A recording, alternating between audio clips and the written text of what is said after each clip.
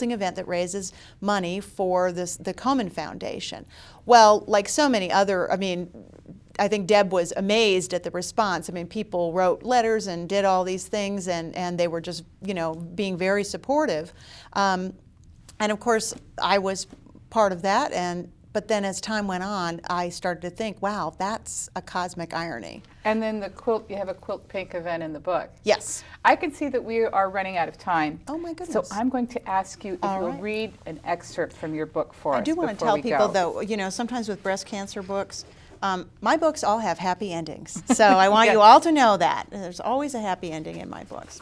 Well, this is from the prologue of A Single Thread, and Evelyn Dixon is the character who's speaking. One of my happiest memories is one of my mother's worst. It was summer.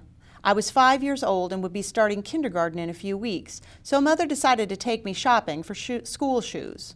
She got behind the wheel of our Ford Fairlane and cranked down the window so we wouldn't be stifled by the heat and the exhaled smoke of her cigarettes.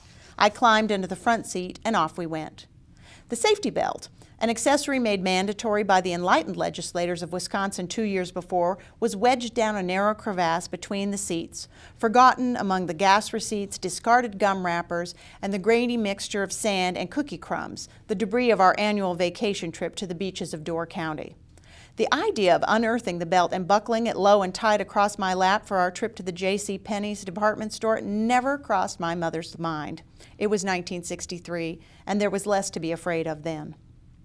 Penney's had the only escalator in town, a distinction it would claim for another 8 years.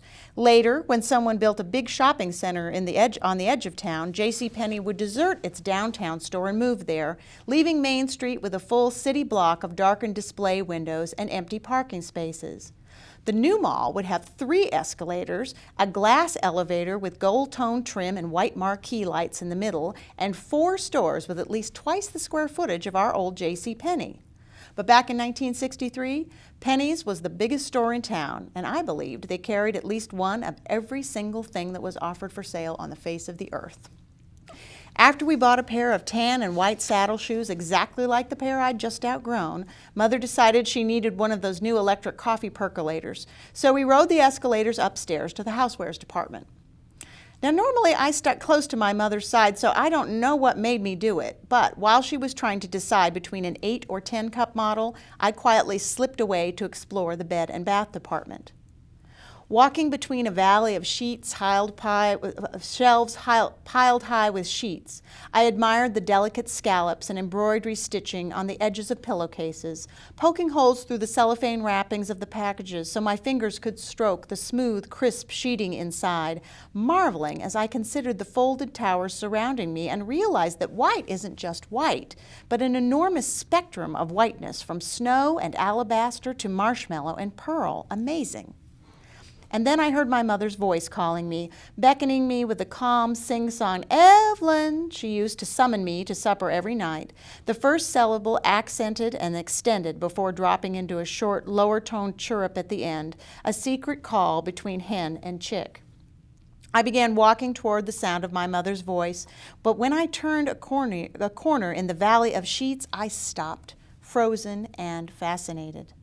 My eyes rested upon midnight, then rolled skyward to navy, royal, cobalt, progressing to aqua, seafoam, avocado, moss, and forest, and then, reaching the ceiling, floated down a row of yellows, lemon to electric and every sunny tint in between, and then to the orange shades, peach to rust, before reaching the floor and beginning the journey again.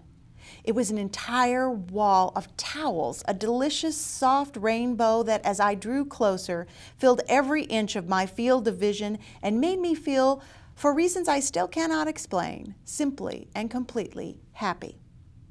I forgot all about my mother, didn't hear her soft chirp rise in volume and intensity as a minute passed and then 2 with no answer from me. Wanting to take in the full perspective of what lay before me the way an art lover backs away from a canvas to experience the impact of a painting, I retreated a few steps until I backed into a cabinet holding a pile of shower curtains and sank down to the floor.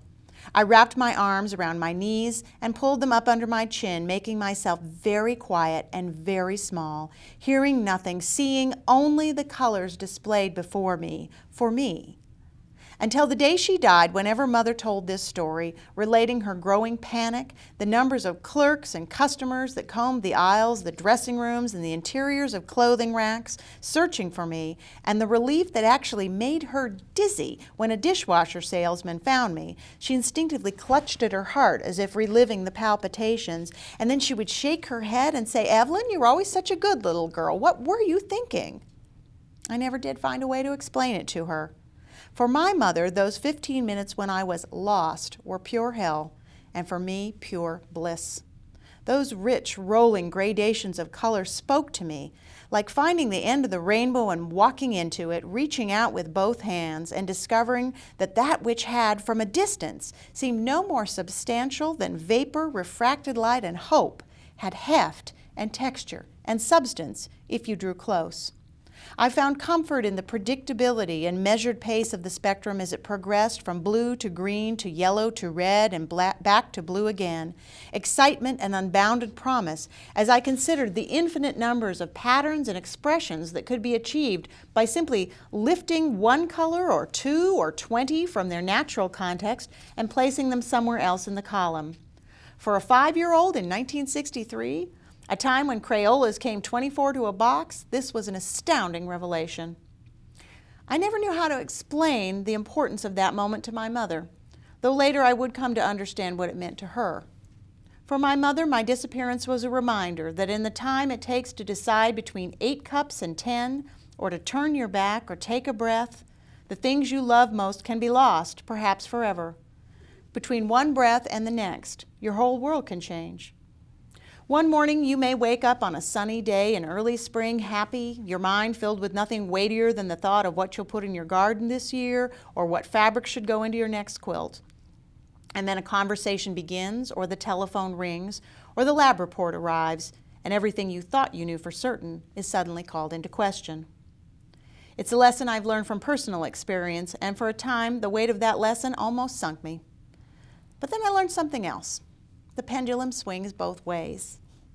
One moment you may be trapped in a maze of despair so thick there seems to be no hope of ever finding your way back to the place where you were happy, or at least happy enough, and then you stumble around a corner and find yourself in a different world, taking one step down a cobblestone path that looks like a blind alley and then another, going forward not from any sense of expectation or faith, but only because there is nowhere else to go. You suddenly and surprisingly find yourself in a wide, sunny place where potted geraniums bloom in scarlet mounds and dormant dreams lie behind wooden doors with chipped paint and rusting hinges, waiting. From one breath to the next, everything changes. Life is as terrible and as wonderful as all that. I know from experience. Thank you. Well, thank you. I just really enjoyed this book. And there's another book coming out that's there is related. A thread of truth. Well, this has turned into a series. I'm actually working on the third book as soon as I finish this Christmas book. The Cobbled Court. It's going to be called the Cobbled Court Novels. The Cobbled Court Novels, because Yes. that's where the quilt shop is the in. Cobbled Court Quilt Shop. Right. Court. And actually yesterday, all of a sudden, I had the plot for the fourth in my head. So And that'll be June 2009. that will be June 2009. Well, I'll certainly look forward to it. Oh, good. And thank you so very much for coming and being with us today. Well, thank you for having me, Okay. Toni. It was a pleasure. And thank you very much for joining us on So Many Books.